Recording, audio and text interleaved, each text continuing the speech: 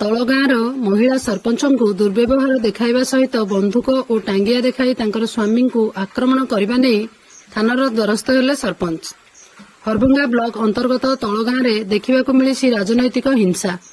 ଗତକାଲି ରାତି 8:30 ସମୟରେ ତଳଗାଁ ପଞ୍ଚାୟତର ମହିଳା ସରପଞ୍ଚ ଶ୍ରୀମତୀ ପ୍ରତିମା କୌରଙ୍କ ଘରକୁ କିଛି ବିଜେପି ଦଳର କର୍ମୀ ଯାଇ ତାଙ୍କୁ ଦୁର୍ବ୍ୟବହାର ଦେଖାଇବା ସହିତ ତାଙ୍କର ସ୍ୱାମୀଙ୍କୁ ବନ୍ଧୁକ ଓ ଟାଙ୍ଗିଆ ଦେଖାଇ ଆକ୍ରମଣ କରିଥିବା ନେଇ ଆଜି ଅପରାହ୍ନ 5ଟା ସମୟରେ ପୋଲିସଙ୍କ ଦ୍ୱାରସ୍ଥ ହୋଇ ଏତଲା ଦେବା ପରେ ପ୍ରତିମା କୌର ନିଜର ପ୍ରତିକ୍ରିୟା ରଖିଛନ୍ତି।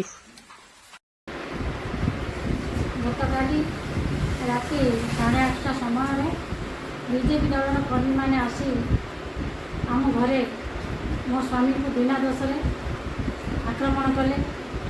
ଛୁରା ଟାଙ୍ଗିଆ ବନ୍ଧୁକ ଦେଖାଇ ଆକ୍ରମଣ କରିବାକୁ ଚାହୁଁଥିଲେ। ତେଣୁ ମୁଁ ଯେତେବେଳେ ଘରୁ ବାହାରି ଆସିଲି ମୋ ସ୍ୱାମୀକୁ ରକ୍ଷା କରିବା ପାଇଁ, ତେଣୁ ମୋର କିଛି କର୍ମୀ ସେ ବୀରେନ୍ଦ୍ର ପ୍ରଧାନ ମୋର ଲୁଗା କାନି ବିଡ଼ା ଅଟରା କଲା, ଟେଣା ଅଟରା କଲା। ଆଉ 2 ଜଣ ସୁଜିତ ପ୍ରଧାନ ସଞ୍ଜିତ ପ୍ରଧାନ ମୋର ମୁଣ୍ଡର ଚୁଟି ଧରି ଟାଣା ଅଟରା କଲେ। ତେଣୁ ମୁଁ ସରକାରକୁ ଥାନାବାଲାକୁ ଅନୁରୋଧ କରୁଛି, ଏହାର ସଂଶୋଧନ ଶୀଘ୍ର କରାଯାଉ।